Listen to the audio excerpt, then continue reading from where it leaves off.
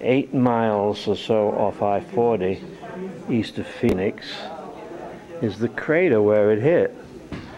Dug a hole 700 feet deep, which is still 500 feet deep. It's about a mile across, God knows how many miles round, and you can come up here and take a tour actually, but I'm just going to go and take a look at the big hole. Meteor crater. It cost $15 to come in. There's a certain amount of walking and climbing involved, understandably, if you want to get a good view. But of course you don't have to climb to the top where you can take a tour, and I won't even do that. I'll just look inside the big crater from here. This is where the meteor hit. As I say, 50,000 years ago, so I guess there weren't many people around, and undoubtedly there was no local paper to report it. Must have been quite a crash, I suppose. Won't help much to look through the telescope because you can see what there is to see. Although I must say I don't know what that is down there in the center. Looks like ice or snow or something, although that seems unlikely in these 100-degree temperatures they get around here. Anyway, the Great Meteor Crater. I'll go on camera and tell you more about it when I've read the brochure. I'm in a hurry, so I just wanted to see it on my way through. I've done 500 miles already today. There's a museum in which it tells you about meteorites, craters, big things that hit the Earth. And this is so much like the moon, apparently, that NASA did some of its experimentation, some of its rehearsing here. I had a personal goal inspired me to begin studying craters on Earth. I wanted to be the first geologist on the moon, said Dr. Eugene Shoemaker. I don't have anybody with me. I will have to try my own video portrait. I'll see if I can do it. Yeah, it's on. Every 50,000 years. Hey, wait a minute. Isn't when this one hit?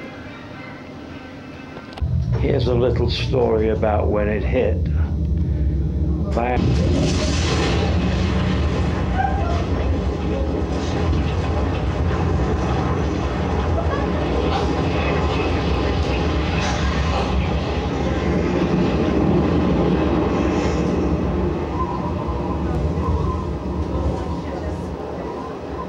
Created Meteor Crater in less than 10 seconds.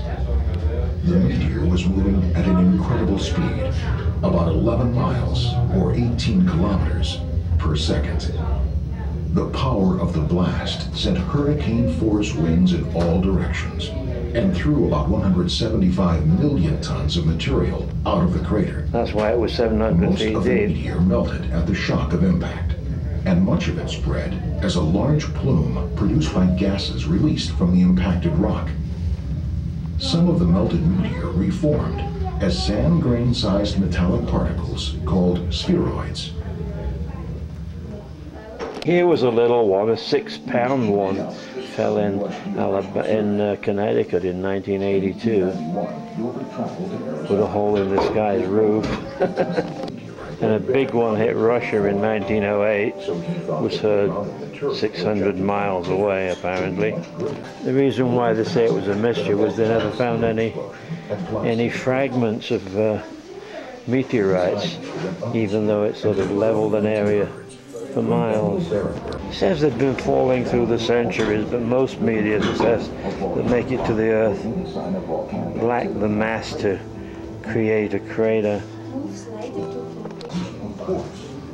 They did find this huge meteorite in origin some time ago. The reason why they didn't find anything quite as huge as actually hit was that most of it was vaporized on impact and then recondensed into tiny spheroids raining over a 7-mile radius. But they estimated originally it was 150 feet in diameter before it kind of broke apart and vaporized, leaving some fragments, one of which you saw. In fact, here it is again. Okay, a final look at the mile-wide crater before we go. 50,000 years ago. That's even older than Larry King.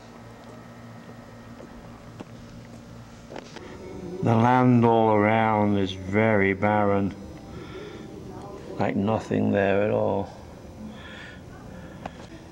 So even 50,000 years ago there was probably nobody around. Were dinosaurs around then? I don't know, my history's not very good. There's a NASA space capsule on display. Also, American Astronauts Wall of Fame, and a Subway restaurant here. Well, I've been reading the pamphlet about the Meteor crater, which is actually what it's called. It's the pamphlet is put out by Meteor Crater Enterprises, Inc., which is a company that was formed by David Barringer and people who own the surrounding ranch land. And apparently Barringer, a mining engineer from Philadelphia, about 1908 got the idea that the meteorite, which was was broke off from an asteroid, apparently, and hit the Earth at 26,000 miles an hour. It was about 150 feet across. Well, he got the theory that it must have buried itself below the crater, and so he took out mining leases and spent 26 years trying to find this hoard of iron, sort of iron, meteorite iron, that he felt was buried below there. It's since been thought that actually the thing vaporized. It hit the ground with such an impact, and there was such heat generated and energy that it just vaporized and spread itself in little bits all over the place.